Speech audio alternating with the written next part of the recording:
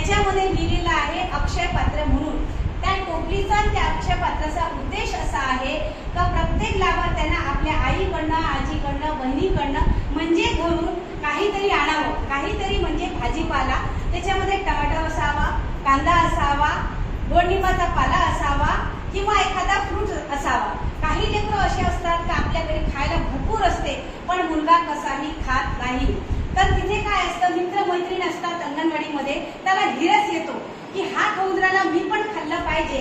म्हणून त्याच्या फोडी करून आमच्या सेविका भगिनी, आमच्या मदतनीस भगिनी त्या मुलाला सगळ्यांसोबत खाऊ घालतात. आणि जे टमॅटो, कांदा आणि गोड कढीपत्ता जे असतं ते आम्ही खिचडीमध्ये टाकत असतो, जेणेकरून मुलांचे वजन लवकर वाढले पाहिजे, मुलं अंगणवाडीत आले पाहिजे, त्यांना अंगणवाडीची खिचडी रुचकर वाटली पाहिजे, ते त्यांनी खाल्ली पाहिजे. हा त्याचा मागचा उद्देश. त्याला म्हणतो आपण अक्षय पात्र. काय म्हणतो आपण? अक्षय पात्र. पहिल्यांदा तुम्हाला सांगितलं वजन उंची कशी घेत असतो, त्याच्यामध्ये उद्देश काय असते, किती रंग असतात आणि आम्ही वजन उंची घेण्याचं कारण काय. कारण माता प्रत्येक महिन्याला तिला हे माहित नसते का माझ्या बाळाचा मुलाचा वजन वाढला की कमी झालं. आपल्याला माहित असतो का, आपण एवढं लक्ष ठेवतो का. पण अंगणवाडीत गेल्याचा फायदा हा होतो की जर प्रत्येक महिन्याला आपण आपल्या बाळाला तिथे नेलं आणि वजन उंची करून घेतली तर आपल्याला त्याच्यात प्रगती होते का हे पण दिसून येते आणि मुलाचं वजन कमी झालं का हे पण दिसून येते आणि सारखं जर असेल हे पण दिसून येते. तर त्या जसं जसं मुलगा राहील तसं तसं आम्ही त्याला मार्गदर्शन सुद्धा त्यावर करतो. त्याच्यानंतर आहे हाट बाजार. हाट बाजार ऐकलं ना तुम्ही? मोठे मुलं शाळेत करतात, इतर ज्या शाळा आहे बाकीच्या तिथे होत असते, पण पहिल्यांदा आमच्या ज्या पर्यवेक्षिका आहे आरतीताई चिकटे मॅडम, त्यांच्या नियोजनाबद्ध कार्यक्रमात आम्ही सगळ्या मैत्रिणी, सगळ्या बहिणींना सहकार्य केलं आणि अंगणवाडीमध्ये प्रत्येक गावागावांमध्ये हाट बाजार हा कार्यक्रम आम्ही घेतला. आता हाट बाजार कार्यक्रम हा घेतला म्हणजे नेमकं आम्ही काय केलं, आम्ही त्याच्यामध्ये जे आमचे 3 ते 6 वर्ष वयोगटातील बालके आहे त्या बालकांना बाजारपेठ उपलब्ध करून दिली. त्यांनी स्वतः घरून भाजीपाला आणला, कुणी भाजीपाला आणला, कोणी कारले आणले, कोणी वांगे आणले, कोणी कांदे आणले, कोणी लसूण आणलं. जसा बाजार असतो तसा बाजार आम्ही भरवला आणि त्या मुलांना फेटे वगैरे बांधून ज्याला जशी पद्धत आवडेल तसे आपापल्या पर्यायानं प्रत्येक सेविकेनं हा कार्यक्रम घेतला. त्यांचे छान असे बाजार म्हणजे दुकानं आम्ही लावले आणि त्या दुकानातून त्यांचे आई-वडिलांनी, शेजाऱ्यांनी आम्ही सुद्धा खरेदी केली का जेणेकरून बालकाला, मुलाला ज्ञान असलं पाहिजे का भविष्यामध्ये मी जर मोठं झालं आणि बाजारामध्ये माझ्या आईनं जर मला भाजीपाल्याला किंवा कोण्या वस्तू आणण्यासाठी पाठवलं तर मी कसा भाव केला पाहिजे आणि कशी ती खरेदी करत असतात, भाजीपाला सुद्धा कसं निवडावं आणि त्याचं वजन कसं करतात हे सगळं मुलांना ज्ञान देण्याच्या दृष्टीनं आम्ही तो हाट बाजार उपलब्ध करून दिला. त्यासोबत बालपंगत. आपण गणपतीच्या वेळेस जी पंगत देतो तेव्हा पण बालपंगत असते. प्रत्येक कार्यक्रमाला किंवा ज्यानं जे देवीजवळ मान्य केलं असं की माझं असं होईल तर मी असं करीन, मुलांचा तोंड भरीन, गोड दिन वगैरे वगैरे. पण अंगणवाडीत हा पहिल्यांदा कार्यक्रम झाला बालपंगत. त्याच्यामध्ये अंगणवाडीमध्ये जो आहार असतो तो आम्ही दिला पण उत्साही असल्यामुळे प्रत्येक बहिणीनं, माझ्या अंगणवाडी सेविका ज्या आहात त्यांनी भजे, कुरवड्या, पापड म्हणजे जशी पंगत आपण इतरांची करतो, जसं आपण स्वागत मोठ्या पाहुण्यांचा करतो तसं आम्ही अंगणवाडीच्या बालकांचा तसा स्वागत समारंभ करून पंगत दिली आहे आणि छान जेवण. त्यांना पण आनंद आला नाही, आम्हाला पण बरं वाटलं का नाही कोणातरी निमित्तानं लहान बालके आमच्या अंगणवाडीमध्ये अशी पूर्ण चौभोवताल बसली होती. ते जेव्हा मी तुम्हाला सांगायला सुरुवात करते तो दृश्य माझ्या डोळ्यासमोर येते का कित्येक वर्षांना का होईना पण तो खूप चांगला काम आमच्या हाताने आरतीताई चिकटे मॅडमच्या नियोजनामुळे संपन्न झाला.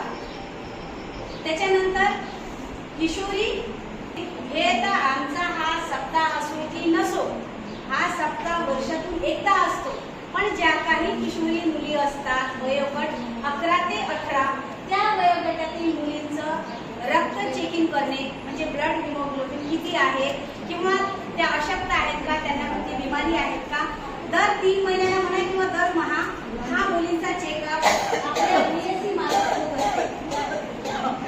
योगायोगाना का होईना मी सर्वांच्या वतीने आमच्या झाकड्यात ताईंचं स्वागत 3 टाळ्यांनी करावं असं विनंती करते. स्वागत. आज आमच्या एवढ्या सुंदर कार्यक्रमाला एवढ्या सुंदर समाजसेविका आणि आमच्या मेंबर सातर्डे वहिनी ताई उपलब्ध झाल्या, कारण आम्ही सकाळपासून प्रत्येकाला फोन केलं, कोणी कुठं आहे कोणी कुठं आहे. दुःख वाटत होतं, पण तुम्ही आल्या तर किंचित जरी कमी झालं. तुम्ही आल्या म्हणून खरंच आमच्या सगळ्या बहिणींना खूप बरं वाटलं. आज या कार्यक्रमाला खरं तर यांचीच गरज होती. तर असे ना, या निमित्ताने ताई इथं उपलब्ध झाल्या म्हणून ताईंचे स्वागत मी सुद्धा करते. स्वागत. दोघीने दिसत जवळ आहे, जवळ. हा फोटो हे मध्ये जमत नाही ना. ठीक ठीक नाही निघते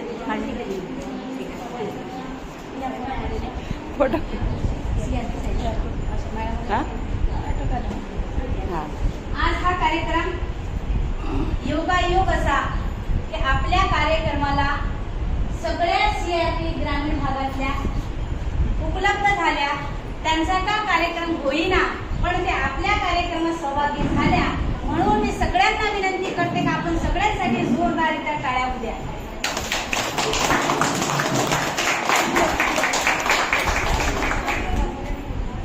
आता मला एक विनंती करायची आहे. तुमच्या गावामध्ये, आमच्या गावामध्ये प्रत्येक जणाचा कोणी ना कोणी बाळ अंगणवाडीत असणारा असते. आपला वेळ जो आहे, आपला कल जो आहे तो आहे इंग्लिश मीडियमकडे. कारण प्रत्येकाला हे वाटतं की माझा बाळ इंग्लिश मीडियमला शिकला पाहिजे. पण विचार करण्यासारखी गोष्ट आहे की आपण जेव्हा जिल्हा परिषद शाळेमध्ये गेलो आणि आपण तरक्की केली, म्हणजे आपले मुलं इंग्रजी शाळेत जाईल तेव्हाच ते सक्षम होईल, तेव्हाच मोठ्या पदावर जाईल असं नाही. शिकणारा बाळ, शिकणारा मुलगा, काम करणारी महिला, काम करणारी व्यक्ती कुठंही आपलं अस्तित्व निर्माण केल्याशिवाय राहत नाही. आणि कोणतंही जग कितीही बदमाश लोक असू द्या तुमच्या विरोधात, तुमच्या यशाला फळ मिळणारच. फक्त एकच आहे का आपण आपली दिशा योग्य आहे की नाही ते ठरवली पाहिजे. आणि त्या योग्य दिशेनं जर आपले पावलं असन तर विरोधक किती काही असो, आपण एक दिवस सक्सेस झाल्याशिवाय राहत नाही. त्याचा उदाहरण मी तुमच्या समोर आहे. मोठेपणा नाही, मी एक साधारण घरातली मुलगी आहे. नाहीतर चौकशी करा शिराळ्यामध्ये, माझ्या घरात कोणीही राजकारणात व्यक्ती नाही. माझ्या घरात काही श्रीमंती नाही, माझ्या घरात उच्च शिक्षित नाही, तरीही माझं अस्तित्व मी कायम केलं. आज मी एक अंगणवाडी सेविका म्हणून या पदावर 30 वर्षापासून कार्य करतच आहे. त्यासोबत मी महिला मंडळाची अध्यक्ष आहे. पोलीस कमिशनर सीपी ऑफिस त्याच्यामध्ये जे महिला सेल आहे त्याची मी सदस्य आहे. गाडगेनगर पोलीस स्टेशन मध्ये दक्षता समिती जी असते त्याची मी मेंबर आहे. नागपुरी गेट पोलीस स्टेशन मध्ये महिला दक्षता समिती असते त्याच्यामध्ये मी मेंबर आहे. आतापर्यंत मी फॅमिली काउन्सिलिंग करते, म्हणजे नवरा बायकोचे भांडण मिटवायचे केसेस मी घेत असते. त्या संस्थेच्या माध्यमातून मी एक संस्था तयार केली, सहेल बहुउद्देशीय संस्था 2010 मध्ये. त्या संस्थेच्या माध्यमातून मी आतापर्यंत 113 परिवार जोडण्याचं काम केलं आहे. मी फक्त रस्ता आहे, माध्यम आहे आणि यश देणारा माझा देव आहे. कारण चांगलं काम करणारा व्यक्ती त्याच्या पाठीशी कोणतरी असतो, त्याला सगळं दिसते. आपल्याला फक्त 2 डोळे आहे, त्याला किती डोळे आहे मला नाही माहित, तुम्हाला माहित. तो जगाचा कर्ता धर्ता आहे, जगाचा पालनहार आहे. आजच्या दिवशी माझी एकच विनंती राहील का टीका केल्यापेक्षा एकीमेकीला बळ द्या, टीका केल्यापेक्षा एकीमेकीला साथ द्या. कुणी जर तुमची मैत्रीण पुढे जात असेल तर टोमणे मारण्यापेक्षा, तिच्या पूजा करण्यापेक्षा ती काय करते आणि आपलं बळ आपण जर दिलं तर कसं सक्षम होईल याकडे लक्ष द्यावं. कारण तुम्ही खूप चांगल्या पदावर काम करत आहे. जसं अंगणवाडी सेविका प्रत्येक घराघरात तिचा टच असतो, तसं तुमचं एका घरात नव्हे तर 100 घरात एक सीआरपी त्याच्यापेक्षा जास्त असू शकते. एक सीआरपीचं घर 100, 200 म्हणजे जो काही एरिया असेल त्या एरियाचे लोक त्या महिलेशी जुडलेले असतात आणि त्याच मान सन्मानाने ते लोक आपल्याकडे बघत असतात. म्हणून आपल्यातल्या काही लोक असतात तर जर एखादी चांगली काम करत असेल, सगळ्या नसतात. पेस पडलं. देवाने दिलेले 5 लोक सारखे नाही, छोटे मोठे आहे. पूजा करणाऱ्या 2 किंवा 4च असतात. पण ज्या समजदार महिला आहे, ज्या समजदार भगिनी आहे, त्यांना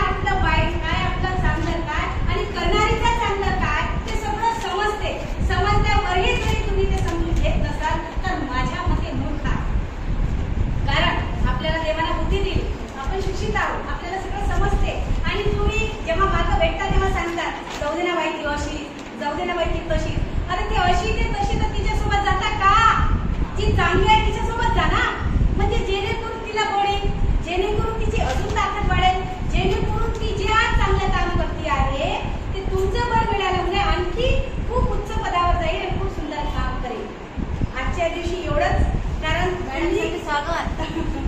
टाळ्या होत्या.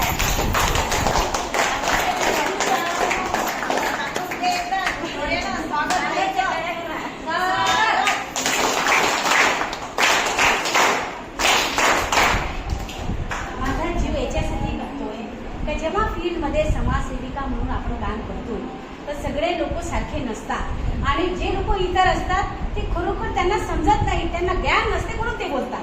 त्यांचं आपण समजून घेऊ. पण आपल्यातल्या ज्या महिला आहेत, आपल्या ज्या भगिनी आहे, त्या जर कुच्चरपणा करत असेल तर कुठंतरी वाईट वाटते ना हो? त्यांचं काहीच नाही, ते झिरो आहे, त्यांना समजत नाही. पण रात्रंदिवस सोबत राहणाऱ्या त्या महिला जर अशा करत असेल तर कुठेतरी खंत वाटते. म्हणून माझी कळकळीची विनंती आहे तुम्हाला का सगळ्यांनी एकाजुटीनं काम करावं. पुन्हा एकटीला जर काम पडलं तर आपलं काम घरातलं मागं पुढे करून तिला साथ द्यायसाठी सगळे कामधंदे सोडून हाकीवर तिच्या हजर राहावं एवढंच मी म्हणेन. आणि आजच्या दिवशी तुम्ही सगळ्या बहिणींना आम्हाला सहकार्य केलं त्याबद्दल मीच तुमचे सगळ्यांच्या वतीने आभार मानते. आणि आपल्या सगळ्यांच्या वतीने आमच्या झाकर्डे बहिणी त्यांनी आपल्या कार्यक्रमाची शान राखली म्हणून सगळ्यांच्या वतीने तुमची मी मनापासून आभारी आहे. आज CRP म्हणून ज्या आपल्या मॅडम आपल्याला